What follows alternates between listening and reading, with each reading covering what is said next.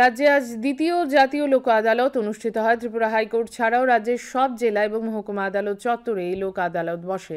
মোট 40টি বেঞ্চে 21,410টি মামলা নিষ্পত্তির জন্য তোলা হয়। জাতীয় লোক আদালতে মোটর দুর্ঘটনায় ক্ষতিপূরণ সংক্রান্ত 339টি মামলা, বৈবাহিক বিরোধ সংক্রান্ত 221টি মামলা, ব্যাংক ঋণ পরিশোধ সংক্রান্ত 5,457টি মামলা, বিএসএনএল এর বিল পরিশোধ সংক্রান্ত 1000 মামলা নিষ্পত্তির জন্য তোলা হয়।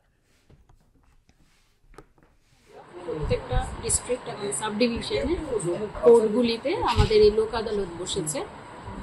আমরা টোটাল 21,400 মতো রেকর্ড নেওয়া হয়েছে।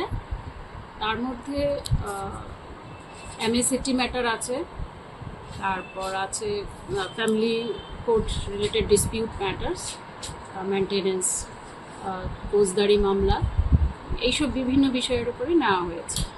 টোটাল আমরা 40টার মতো বেঞ্চ আজকে পুরো ত্রিপুরা কনস্টিটিউট করেছি। আমরা এখন পর্যন্ত যা বিভিন্ন জায়গা থেকে যে আমরা স্টেটমেন্টগুলো পাচ্ছি, ভালো আমরা এখন অবধি পেয়েছি।